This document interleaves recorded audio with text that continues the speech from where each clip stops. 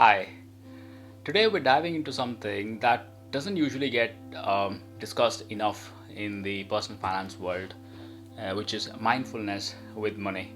Because let's be honest, I don't think most of us here have a math problem, but we do have a mindset problem. And like my hero Buddha says, the mind is everything. What you think, you become.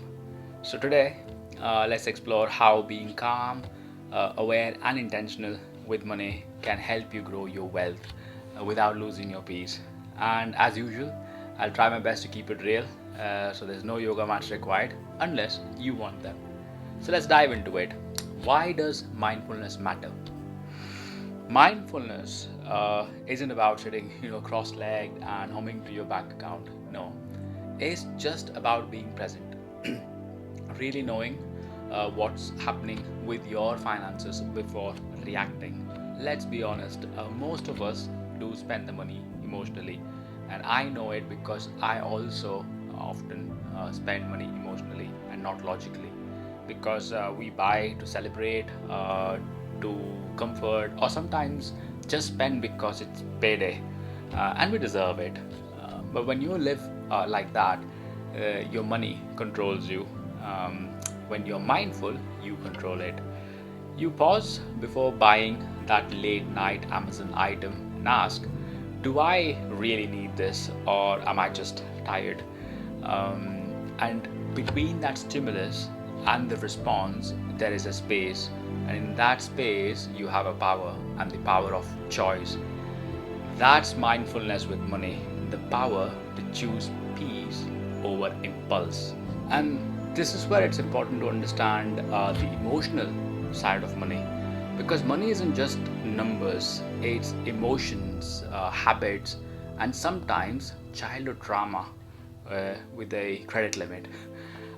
Think about it. How do you feel when your salary hits your account? Relief, excitement, and how about when it's almost gone 2 weeks later? Stress, maybe guilt. Mindfulness helps you observe those emotions and instead of drowning in them, you start asking, what patterns got me here instead of why am I always broke? That small shift from guilt to curiosity is where real change happens or begins.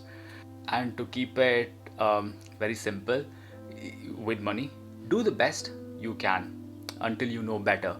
And then when you know better, do better.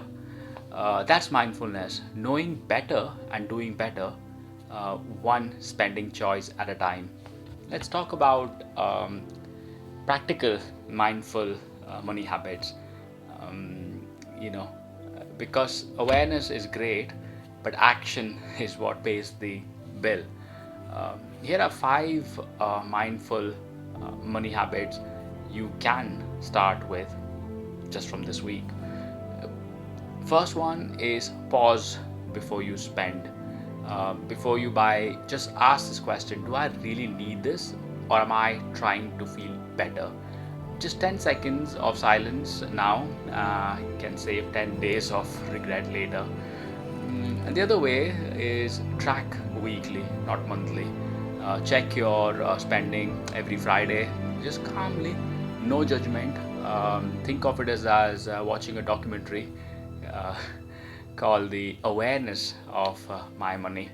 Um, the third way you can go about this is practice gratitude when paying bills. And this sounds crazy, but just saying I'm grateful for the light this bill gives my home. Just gratitude turns obligation into peace. There's another way which I personally applied in my life, that is to automate the good stuff. You're talking about your ISAs, your savings, your pensions that you get paid. Just pay yourself first. It's like future you will say thank you to pass me. And the other way that can help or be practical about it is have calm money check-ins with your partner, and that's very very important. No blame, no stress, just talk with your partner. And financial intimacy, with your partner, builds emotional intimacy as well. And I've said this before, that you do not rise to the level of your goals, you simply fail or fall to the level of your system. So build systems that keep you mindful even when life gets a bit chaotic. It usually does. I really want to superimpose the mindfulness with money in the context of the UK and the UK economy, because here mindfulness with money isn't a luxury, it's a survival skill. You think about your energy bills, your rents, your mortgage, your childcare, all climbing faster than our tea kettles boil. So instead of chasing quick wins, slow down, be consistent, use your ISA allowances, contribute towards your pensions, especially if your employer matches it. And then when market wobbles or price rises, remember, do not panic. Panic does not pay. And as I think I have mentioned this before, but as Warren Buffett said, the stock market is a device for transferring money from the impatient to the patient. Mindfulness keeps you patient, and patience builds peace. Uh, so, having said the mindfulness and how it applies in our lives within the UK, there is also a spiritual connection, and money can be deeply spiritual, in my opinion, because it often tests our values. At least it has done in my case. We link our wealth to our income, our homes, our cars, but at the core of it, money is just a tool, not a truth. So remember that, please. And for me, mindfulness means keeping God at the center. Because big financial decisions, I pause, I pray, and ask, will this bring me peace or pressure? And that one question has saved me from so many costly mistakes. And as I think it's said in the Bible, where your treasure is, your heart will also be, or will be also. True wealth isn't just in your wallet, it's in your well being.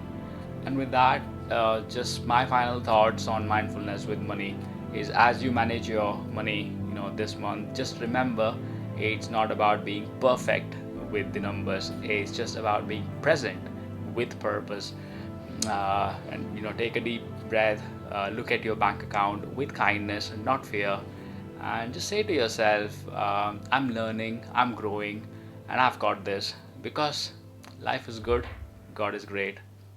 Bye.